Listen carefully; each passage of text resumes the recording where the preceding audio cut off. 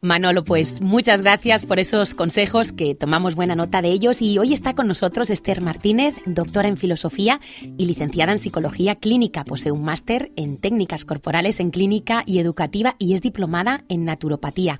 Ha sido profesora universitaria y actualmente directora de un gabinete de Psicología Clínica y Educativa en Salou, Tarragona. En los últimos años, Esther ha venido desarrollando también una amplia actividad impartiendo conferencias y seminarios por toda España, tanto en temas educativos como del comportamiento. Y ha escrito varios libros y escribe artículos periódicamente para diferentes revistas. Está casada, madre de un hijo y abuela de 2 nietos. Buenos días, Esther, y bienvenida. Buenos días. Pues encantada de que estés aquí con nosotros. Y hoy estamos hablando de ese periodo que pasan nuestros hijos, la adolescencia. Y yo quisiera empezar preguntándote, hoy en día, ¿cuándo empieza y cuándo acaba la adolescencia? Porque a mí me da la sensación de que esta etapa cada vez dura más. Pues sí, pues sí. Fíjate que incluso hay algunos libros que hablan de la adolescencia perpetua, lo cual aún nos lo complica más. Pero es cierto, se ha alargado porque años atrás había unas situaciones en la vida que en un sentido daban por finalizada la etapa, por ejemplo el matrimonio o el servicio militar en los hombres, y ahora pues la verdad es que acaban los pobres de estudiar y tienen que hacer más cosas y siempre se va alargando un poquito. ¿Cuándo empieza? Pues hemos de empezar haciendo una diferencia entre pubertad y adolescencia, porque todo empieza con la pubertad. La pubertad empieza, la prepubertad hacia los 9, 10, a los 11, 12, 13, tenemos la pubertad, que son los cambios físicos, solo los físicos que se dan en ese periodo, y en las niñas es un poco más precoz, hay casi 1 año y pico de precocidad, pero hacen unos cambios físicos, entonces tienen que aceptar un cuerpo nuevo y ahí ya tenemos el principio, por decirlo así, de la adolescencia. Eso es cuando empieza, pero cuando termina pues se hace más complicado, porque hoy día la cuestión de la independencia es difícil, la cuestión económica se hace difícil, el marchar de la casa de los padres es difícil, pero realmente yo creo que podemos dar por terminada la adolescencia con una cuestión que tiene muy poco que ver con lo que he dicho. Sabemos que han terminado la adolescencia cuando tienen la madurez para ya no tratar de forma agresiva a los padres y sentir que los padres no les agreden a pesar de lo que les digan. Si llegamos a este punto, yo creo que hemos terminado con el periodo de la adolescencia. Y Esther, estamos Pero eso viendo... no tiene edad, porque puede ser que haya personas con 40 años que estemos aún con la adolescencia ahí, pendiente. Hoy estamos viendo en España, se coloca de los países de la Unión Europea, de los primeros en índices de fracaso escolar, suicidios y consumo de drogas entre los jóvenes. ¿Por qué crees tú que esto está sucediendo en nuestro país? Pues yo creo que hay varios motivos. Yo creo que es multifactorial, ¿vale? Hay un problema en primer lugar de valores. Los valores los hemos ido perdiendo, quitando absolutos y quitando creencias que nos daban valores. Pues en un sentido hemos perdido todos, porque ahora todo es relativo, nada es absoluto, nada está bien ni está mal de forma contundente, lo cual no va a favor de la adolescencia, sino todo lo contrario. Y también hay un problema de crisis de modelos. Yo creo que las dos cosas, pérdida de valores y crisis de modelos. Entonces es difícil que nuestros jóvenes tengan modelos a seguir con la autoridad suficiente para querer ser como ellos y que sean modelos de verdad válidos, que tengan absolutos, que tengan unas creencias que hagan que valga la pena vivir, ¿no? Como esos modelos. Yo creo que estamos ahí un poco relativizando todo, ¿sabes? Todo es relativo. Porque está mal si yo estoy bien. Y claro, en un sentido hemos tirado, al tirar a Dios, al tirar las creencias por el baño, hemos tirado todo. También hemos tirado valores, hemos tirado tantas cosas que nos cuesta ahora reconducir las vidas con contundencia, desde la coherencia. ¿Y cuál dirías tú, Esther, que es la principal necesidad de un adolescente? Bueno, sin duda encontrar su identidad. definimos la adolescencia como el periodo de la búsqueda de identidad. Y aunque la identidad se va encontrando a lo largo de toda la infancia, ahora en la adolescencia es cuando eso ocupa un lugar muy importante. El adolescente en principio está buscando quién es, qué lugar ocupa y sobre todo ser aceptado. Ser aceptado. Entonces ahí fíjate que el grupo va a tener una importancia muy grande para encontrar una identidad, porque funcionan un poco por la teoría del espejo. Soy lo que me devuelven los iguales, ¿no? Uh-huh. Y entonces los padres, como veremos a lo largo de esta charla, supongo, pierden un poquito de valor y lo ganan los iguales. Uh-huh. Entonces encontrar una identidad. Y los padres tenemos que favorecerles que encuentren esa identidad. Uh-huh. ¿Y por qué en esta etapa hay un giro en el hogar y hay tanto conflicto entre padres e hijos, problemas de comunicación, mis padres no me entienden, yo no entiendo a mi hijo? ¿Por qué? Uno de los libros que publicamos, que escribí, se titula Papás, ayúdame. Papás, ayudadme. Y ahí hablo de muchos conflictos que se dan en la adolescencia.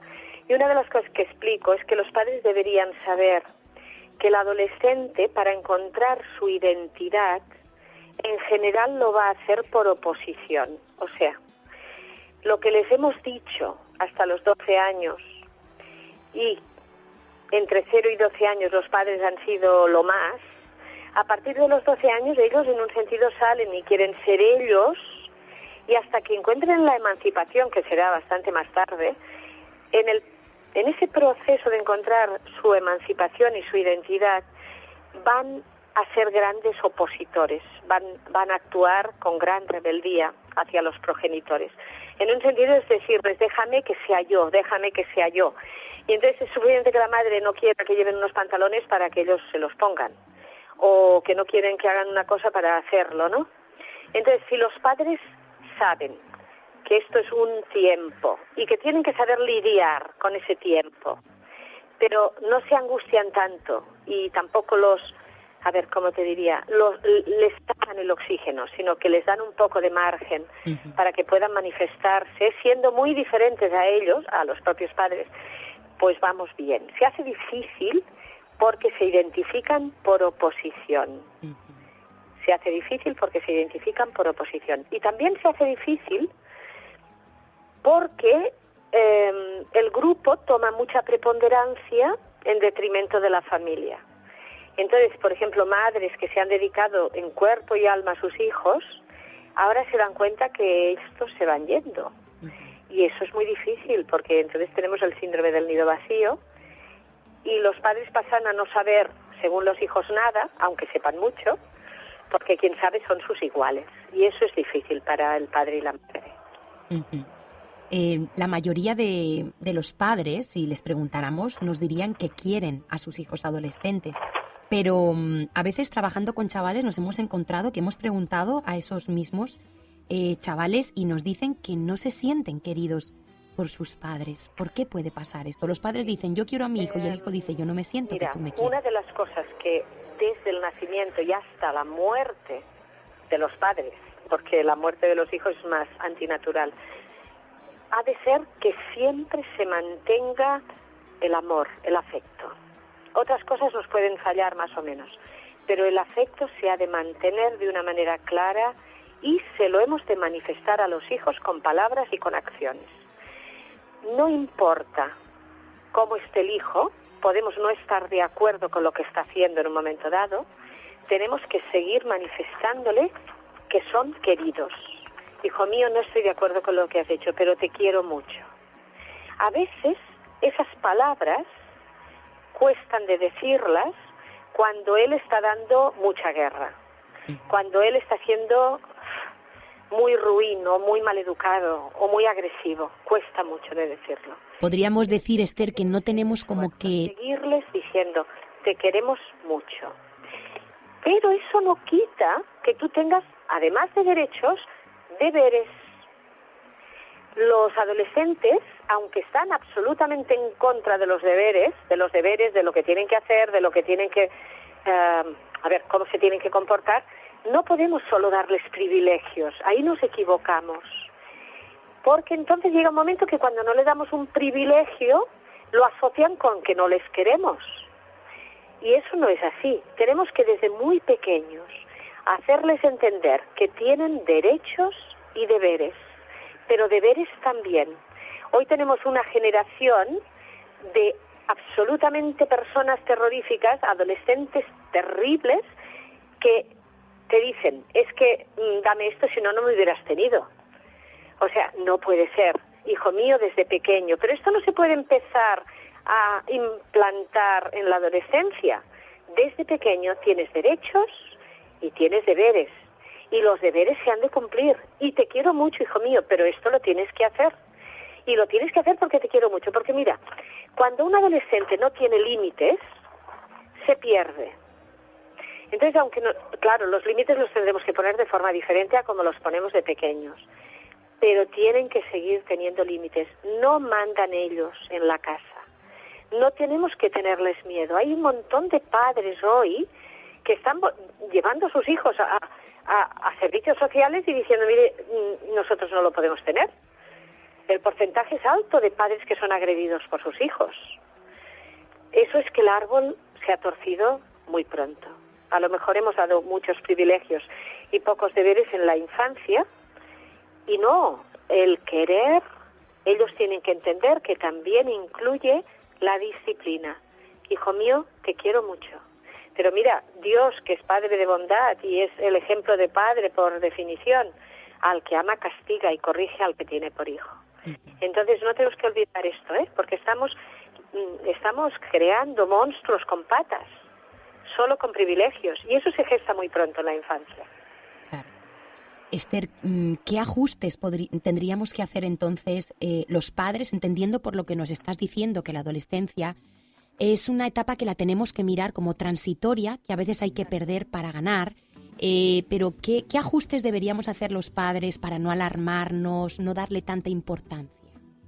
En primer lugar, saber que va a ser una época crítica y una época larga, por desgracia, hoy día, época larga, pero crítica. Y entonces tenemos que hacer varias cosas, pero no en la adolescencia. Tenemos en un sentido que venir con la lección preparada y los deberes hechos desde años atrás. El padre y la madre tienen que formar una unidad mucho más fuerte que la madre tiene con su hijo o con su hija. Porque a veces la madre, con el apego, genera una unidad muy fuerte con los hijos. Y un poco el padre puede quedar relegado incluso en la autoridad. No puede ser, vamos mal.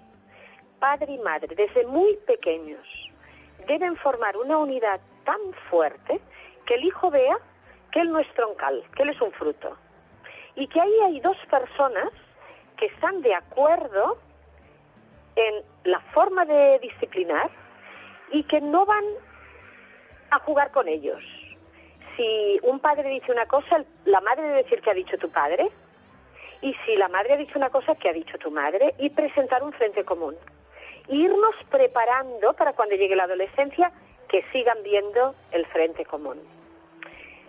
La madre, por definición, tiene que presentar ser madre, ¿no? El afecto tiene que estar ahí, pero también es autoridad, obviamente, pero sería muy bueno que desde muy pronto, lo ideal es que el padre siga manteniendo la figura de autoridad y que los dos presenten ese frente común que digo, pero a la vez tenemos que cambiar de método. ¿Por qué? A los pequeñitos podemos decir porque lo digo yo, y la disciplina es porque lo digo yo. Eso en la adolescencia tiene los días contados. Entonces el método ha de ser mucho más a través de una ley marco, y dentro de esa ley marco hacer pactos. Por ejemplo, ahora los padres tienen muchos problemas en cuanto a las horas de llegada, en cuanto a si salen o entran. Mire, hijo mío, en casa el papá y la mamá siguen mandando, esta es la casa tuya, pero también de tus padres, y hay unas normas y hay unas formas de vivir, y el papá y la mamá estamos de acuerdo, y también que nos vean felices al padre y a la madre, y que la casa sea un lugar que no hayan luchas continuadas, porque si no se van a refugiar en otros lugares. La casa tiene que ser un lugar agradable para ellos, intentar que haya mucha comunicación, que por definición ellos se van a cerrar. En la adolescencia van a estarse en su habitación, van a querer comer allí, a lo mejor cenar allí, las pantallas nos quitan mucho tiempo. A establecer unas pautas, como digo, desde antes, de comer o cenar juntos, de tener la televisión apagada, de que ellos puedan expresar lo que piensan, de que no nos tiremos a degüello porque si no se cerrarán y no nos hablarán, de entrar con mucho cuidado, con mano de hierro, pero guante de seda, mira, pues explicar nuestros puntos de vista, informarles de lo que opinamos, decirles lo que pensamos de las cosas, pero sin agredir, con nuestras palabras, sin tirarles por tierra su autoestima. Pues mira, tú piensas así, pero yo pienso así, y pienso así por esto y por esto. A lo mejor no nos quieren escuchar, pero poco a poco eso va a ir haciendo también va a ir dejando una huella en sus formas de pensar. Y sobre todo desde el principio de autoridad. Los padres no pueden ser colegas. Los padres no pueden ser colegas, no son los amigos, son los padres. Y tienen derechos, y tienen derecho al respeto. Y todo eso se ha de gestionar muy pronto en la vida, para que al llegar a la adolescencia haya unas vías hechas. Ahora, otra cosa importante. Como van a identificarse por oposición, no darle tanta importancia a cosas pequeñas, para poderle dar importancia a las cosas realmente que pueden ser peligrosas. Por ejemplo, la cuestión de vestir. A lo mejor no nos gusta que vayan con pantalones rotos o con no sé cuántos o con el pelo no sé qué. Si podemos obviar esas cosas y no darles tanta importancia, podremos darle mucha importancia a cosas como con quién van, qué importancia tiene su cuerpo, qué cuidado tienen que tener con las drogas, con la sexualidad, porque no podemos estar continuamente haciéndoles que vivan en un gueto. Tienen que vivir con sus compañeros, con sus amigos, pero con unos valores para poder decir no cuando tienen que decir no. Este tema nos daría para mucho tiempo, pero creo que lo debo dejar ahí. Para mucho, sí. Esther, ¿y cómo hacer, por ejemplo, cómo manejar esa rebeldía cuando un adolescente te planta cara y te dice no voy contigo a comer, no voy a casa de los tíos o no voy a la iglesia? Vale, ahí tenemos que mandar nosotros y ir funcionando por lo que acabo de decir, por la ley marco. Mira, en esta casa hay una ley marco, lo demás lo pactamos. Entonces, vamos a ver, ¿a qué cosas podemos pactar que tú estarías de acuerdo en venir o no venir? Por ejemplo, al cine. Yo al cine quiero ir con mis amigos, vale, pactamos eso. Pero a la iglesia vienes con nosotros. Para nosotros eso es una ley marco. Porque hay personas que piensan, no, yo no voy a obligar a mi hijo a que venga a la iglesia. Eso es de locos. Por una razón. Porque no se nos ocurriría a nadie pensar, no voy a obligar a mi hijo que vaya a la escuela. Ni se nos pasaría por la cabeza. Y para nosotros la fe tiene mucha importancia en nuestras creencias.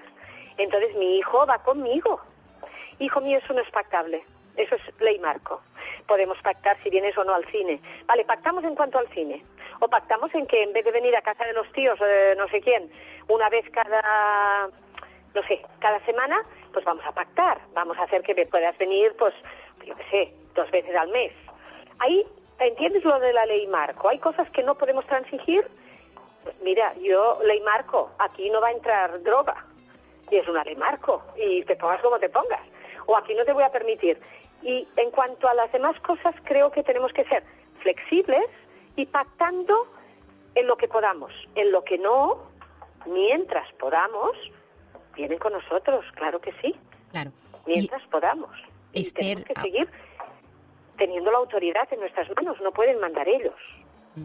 Claro, esto se supone si lo hemos empezado a hacer en la infancia, porque quizás si no hemos puesto límites en la infancia, esto en la adolescencia es más difícil. El problema de hoy, ¿sabes cuál es? Mira, yo tengo 2 libros escritos en cuanto a educación, y hay un primer libro que se llama Transmisión de Valores desde la educación emocional, y ahí hablo de lo que se ha de hacer durante toda la infancia. Claro. Luego tenemos el Papás Ayudadme, que es que hacemos cuando llega la oposición, pero en un sentido los 2 libros son una unidad.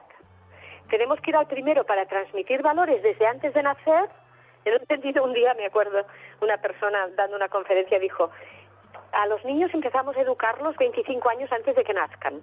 Pues sí, señor. Porque 25 años antes de que nazcan tú vas generando tus propios valores. Claro. Y tu propia manera de ver la vida, y tu propia manera de ver las cosas. Entonces, claro que sí. Entonces, eso desde antes de nacer tenemos ya que implementarlo en nuestras casas. Y poquito a poco ir haciendo el trabajo. Llegará el día en que saldrán y harán su excursión. Buscarán su identidad. Aparecerá la rebeldía. Pero todo lo que hemos dicho hasta ese momento habrá dejado huella. Y entonces en ese salir hemos de estar alertas, pero sin sobreproteger, porque no nos lo van a permitir. Entonces hemos de saber ir para atrás, darles la libertad dentro de la ley marco, hasta que ya se emancipen y no lo podamos hacer. Entonces tomarán sus propias decisiones. Pero ya llevarán, en un sentido, un bagaje de valores que habremos ido poniendo. Claro. Entonces es muy importante que desde muy pequeñitos vayamos poniendo semillas. Vamos a comer juntos o vamos a cenar juntos, vamos a apagar la televisión, vamos a hablar qué ha pasado hoy. Durante la infancia eso les encanta porque explican sus historias, lo que les ha pasado.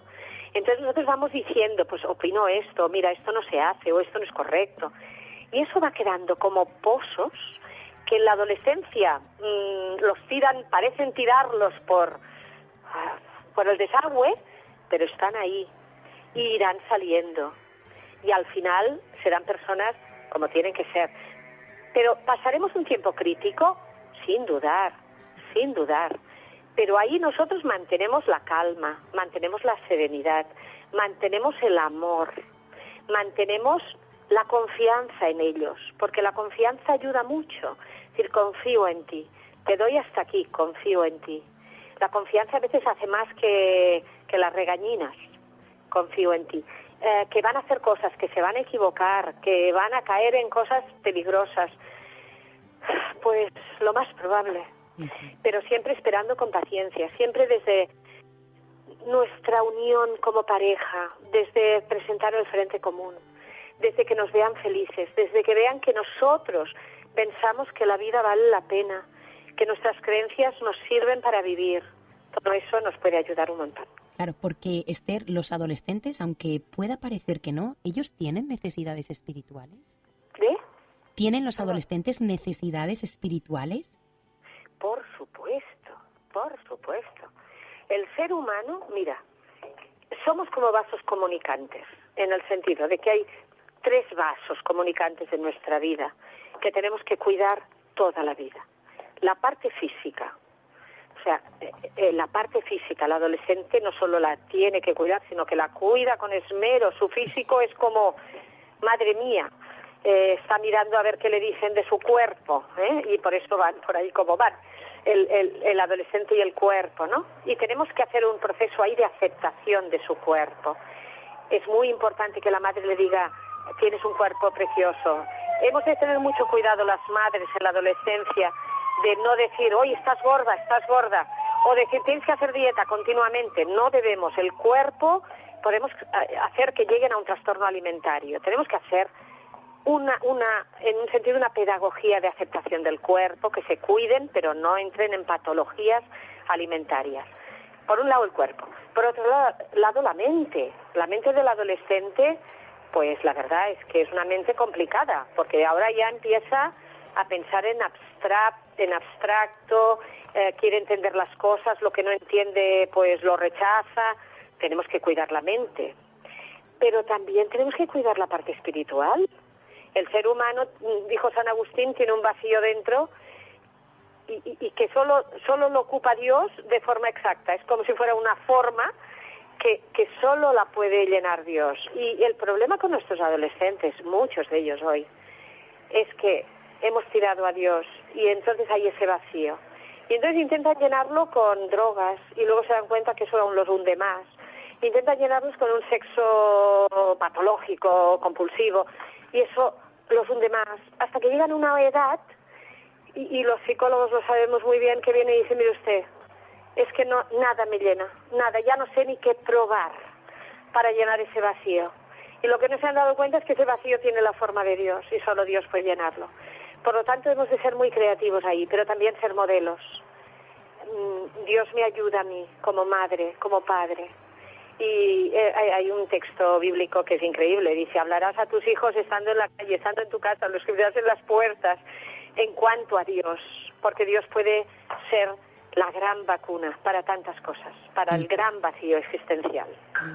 Esther, pues qué interesante. Y yo te preguntaría, ¿Perdón? a modo... Yo oigo flojito. ¿Me oyes flojito? Sí, grita un poquito más. Yo te preguntaría, a modo de resumen, ¿qué consejos prácticos nos podrías dar para que la adolescencia de nuestros hijos sea lo más satisfactoria posible? ¿Lo más? Satisfactoria posible. Sí.